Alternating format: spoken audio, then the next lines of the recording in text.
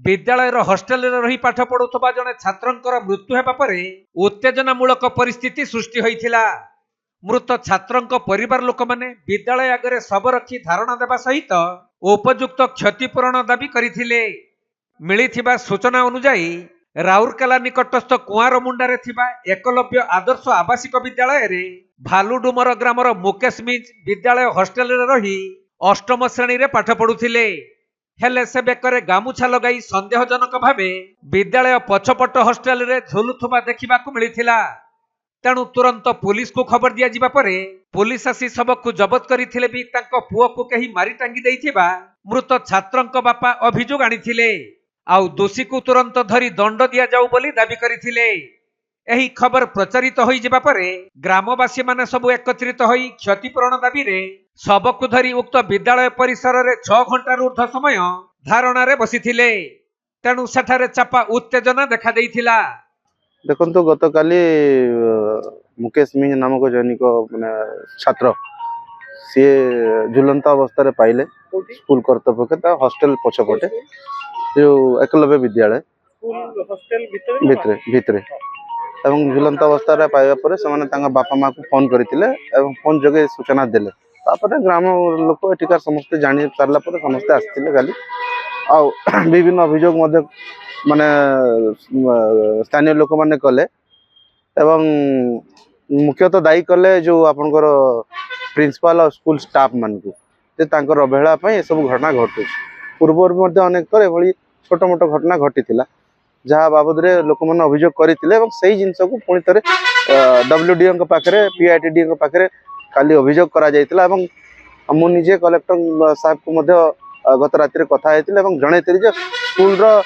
माने जो staff अछंती principal अछंती माने किभली अवहेला करूछन्ते जो द्वारा छात्र माने स्कूल बाहर जाय कि बुलाबुली मध्य करूछन्ती पढ़ा समय रे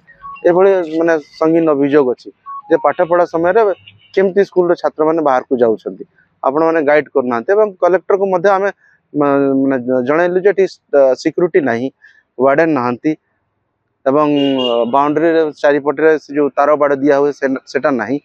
जो द्वारा किसी पिला माने बाहर को बाहरी जाती। तबे प्रशासनिक अधिकारी माने लिखित प्रतिश्रुति देबा परे विलंबित राति रे मृतदेह को निया जाई छात्रंक परिवार लोकंक उपस्थिति रे व्यवच्छेद करा जाइथिला। एहा परे छात्रंक सबको भालुडुमेर ग्राम को आना जाइथिबा बेले पुणी थरे उक्त व्यवच्छेद सबको नै ग्रामवासी माने विद्यालय परिसर रे उपयुक्त क्षतिपूरण दाबी करी धारणा रे बसिथिले। तेणु प्रशासनिक अधिकारी समेत जिला मंगल अधिकारी पहुंची मृत छात्रंक बापा किंबा मां को तांकर शिक्षागत योग्यता अनुसार सरकारी चाकरी दिया जिवो बोली प्रतिश्रुति देइथिले। आउ जिला मंगल विभाग तरफरु 30,000 टंका प्रदान करा जिबा सहित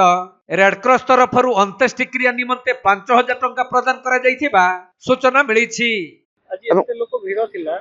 तो कोन तांकर थिला कोन मुख्यतः से समस्त अभिभावक माने डिमांड करते सस्पेंड करा जाऊ प्रिंसिपल को एवं से माने दायी अछंती कहि कि माने दाबी करथिले एवं तांकर कंपनसेशन जहाँ अच्छी सरकार का नियम अनुसार कंपनसेशन दाबी करिसेन तत्सहित तांकर बापा माँ को चाकरी खंडे दिया जाऊ कहि कि एटा दाबी करा है साधारण डीडब्ल्यूए थिले पीआईटीडी थिले एवं सब कलेक्टर मध्य आज अपराह्न 4-5 बेले आसथिले एवं समस्ते से प्रतिश्रुति लिखित भाव में 30 दिन भितर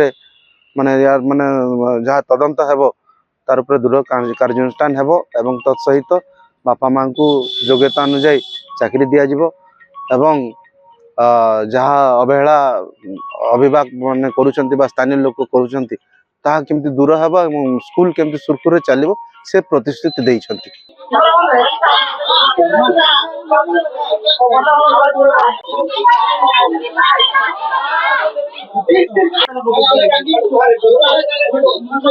राउरकेला सुरजित नंदन रिपोर्ट कोणार्क लाइव।